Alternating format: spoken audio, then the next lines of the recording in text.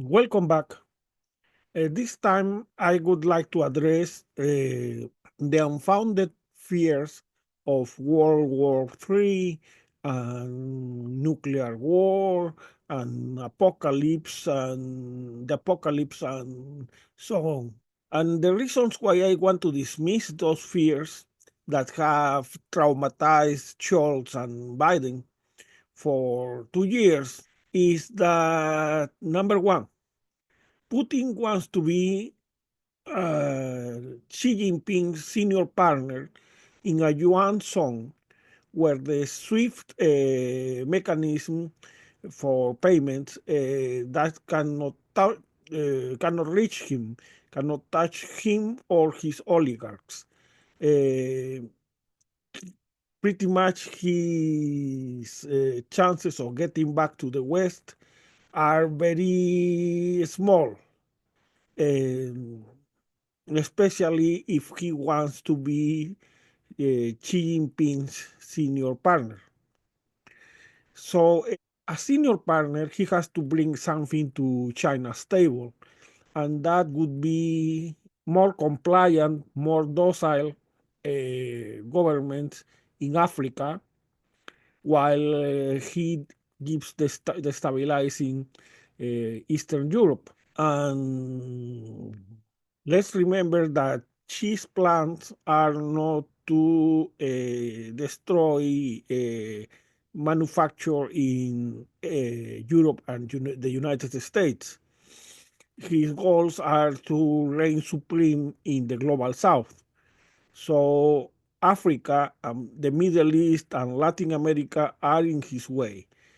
It's just that he doesn't have the means right now to get to that goal fully.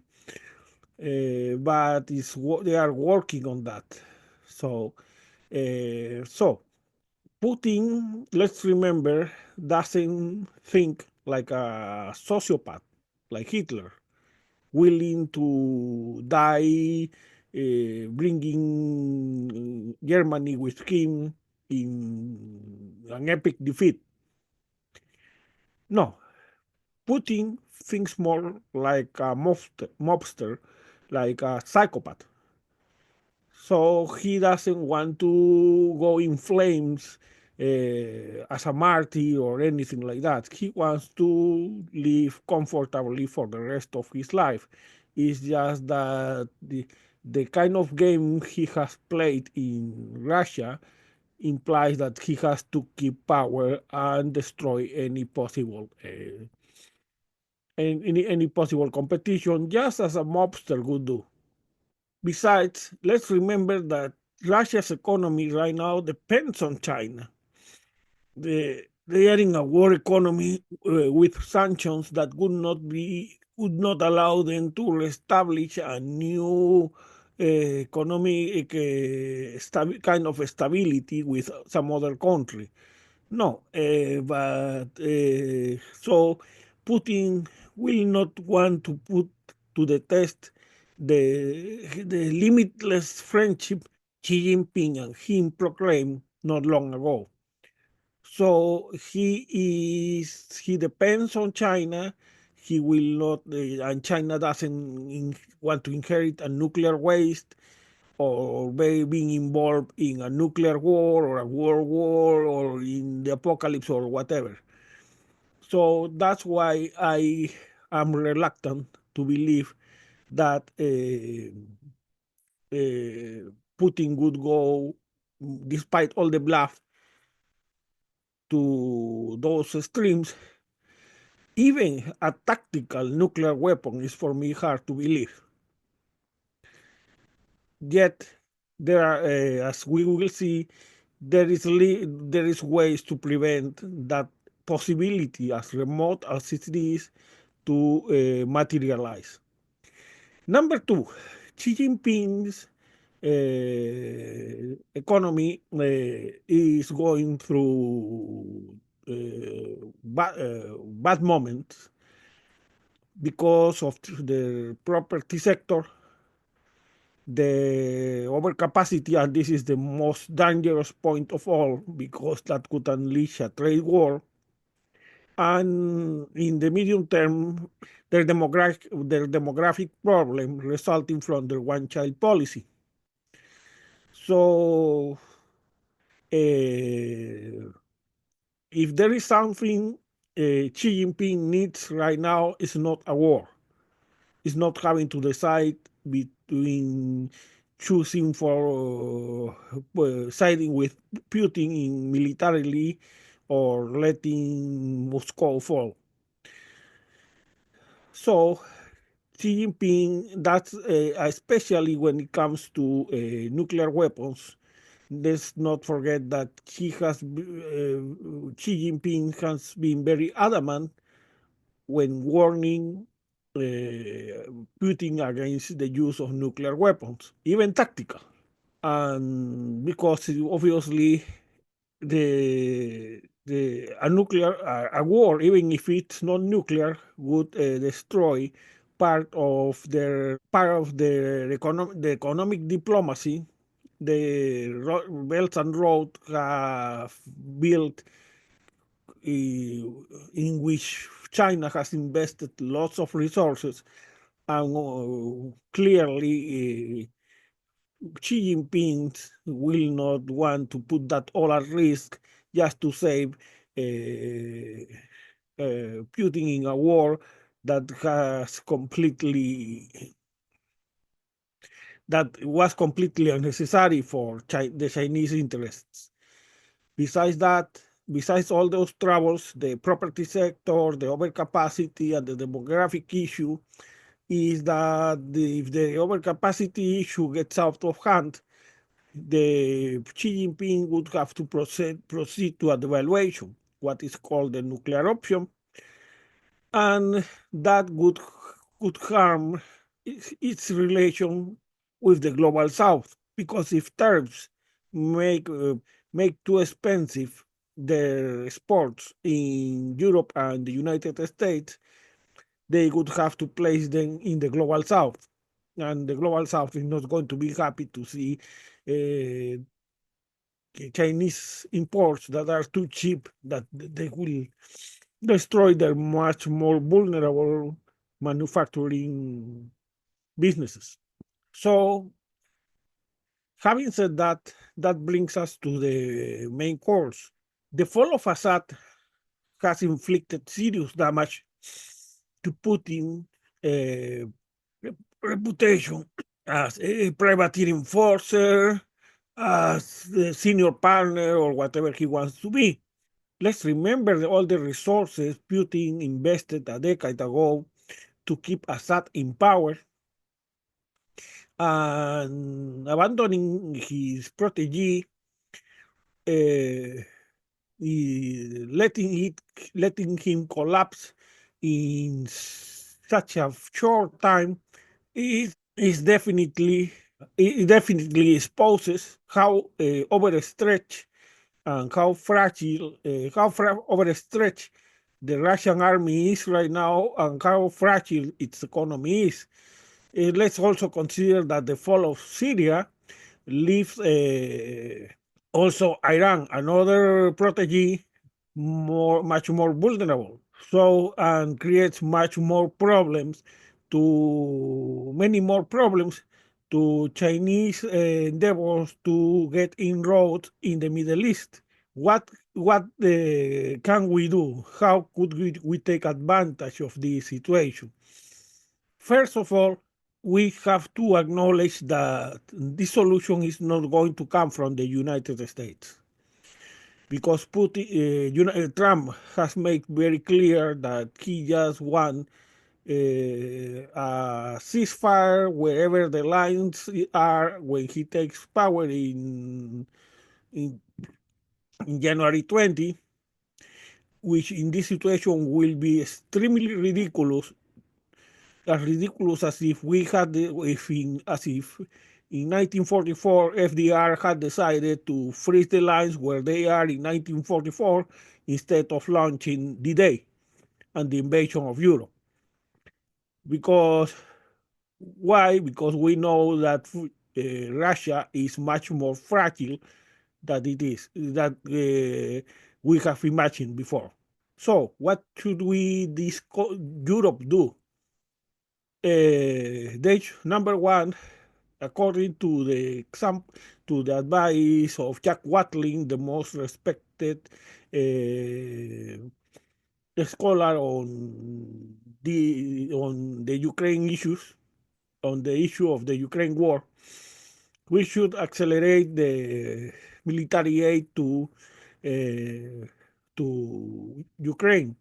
This has a problem that we have not taken care. I mean, this, let's admit, this is a shared responsibility with Ukraine, but we have not taken care of training of troops at the company level, and especially at the brigade level, and we have to fix that the best way we can. It's not enough as the defense has demanded that the draft in Ukraine start including 18-year-olds, because if they are going to be cannon fodder, you will only get higher rates of desertion instead of the kind of soldiers that gave us the heroic episodes of Bakhmut, Abdika, and right now Pokrovsk and the Kursk. So we cannot demand Biden to send more of their youth to be cannon fodder if we don't take care of the issues of training and procurement the best way we can, despite after all the damage caused by Biden's and Scholz appeasement. Then we have to be as permissive as we can with respect to targets in Russia. Jack Watley's more recent article about this issue and the Institute for the Study of War have already addressed those issues, so we don't have to invent the wheel. In respect to Ukraine's production, that has been consistently neglected by NATO, it has to be addressed once and for all. A clear message would be, if not NATO, immediate NATO membership, at least a no-fly zone to show that Ukraine is going to be able to produce its own weapons, especially artillery and drones. And that brings us also to the complement right now of the endeavor of increasing military aid to Ukraine. China must be part of the solution, because if we try to dethrone Putin, we will only get China involved militarily. So it would be a terrible idea. Xi Jinping has to decide the fate of Putin. But to do that, we have to one, make them part of the solution, and two, get a trade deal with them to deal with the issue of overcapacity that is not going to go away by itself and is going to affect us either with a trade war or a real war, because otherwise you would have to assume that Xi Jinping is going to accept silently and without a fight the economic demise of the Communist Party in China. That's not going to happen. And besides that, a trade deal would allow us also to declare a freeze of the situation of Taiwan and address other economic issues that are of mutual interest, like climate and the global south debt, that is particularly worrisome after the pandemic. And you would say, well, that's about the global south. How can all that affect us? Well, let me give you just one example of how can all that can affect us. Is that if we follow Trump's path, we will get we will arrive to a future of selective isolationism. That means that we will try to live within our means and at best with Europe and import whatever we don't produce. The problem is that if in a decade China, and you could see their inroads in Latin America, not so clear right now because of the mess created by Putin in the Middle East, more clearly a bit in Africa, you will see that one day we might find that we need to import rare earths and other raw materials for EV batteries for these electric vehicles. And if you see where the reserves of these rare earths are, we will see that we depend on other markets, and that those markets could suddenly decide that they will not sell to us because they have to go along with China, and China needs them for their own needs, or even if it's not for their own production, just in order to get leverage over us. And then we will have to choose between two options, that is, resignate ourselves to autarky or war. Both of those options are bad. So it's much better to try to get an accommodation with China if it's not too late, because opportunities are not permanently closed or permanently open. But if it's still possible, let's try to get an accommodation for China, downsize Putin to a junior partner like Kim Jong Un, take him out of Ukraine, and try to deal with China not as a friend, because they are not our friends. They are our rivals, but they can be peers. They don't have to be raw. But if we corner them, and the disorganized fall of the Russian support in Syria and Iran could force their hand to force them to choose, then we are only inviting disgrace. And it's not just me who has suggested that. It's also Paul Krugman, who, as you know, also contemplated that in the worst case, if they cannot escape their situation, China could decide to keep their economic machinery rolling with, quoting Krugman, military foreign adventurism. So, where in Europe could we find that kind of hope?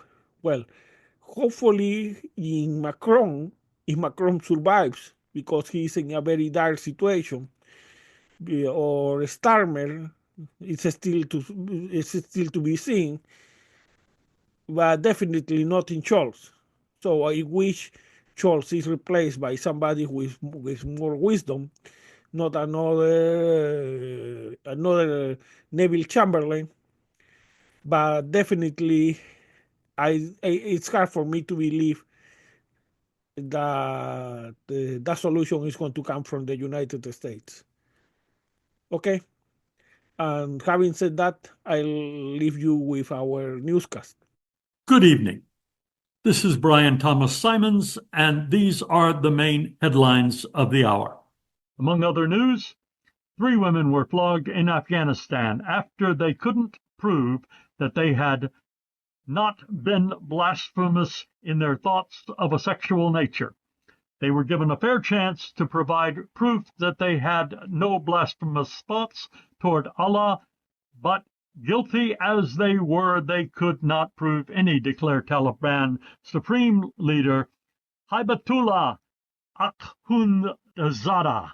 The Associated Press had access to an election office of Iran document that intended that only Ibrahim Raisi in effigy be allowed to run against the late Ibrahim Raisi, and that no other challenger be allowed to participate in the race.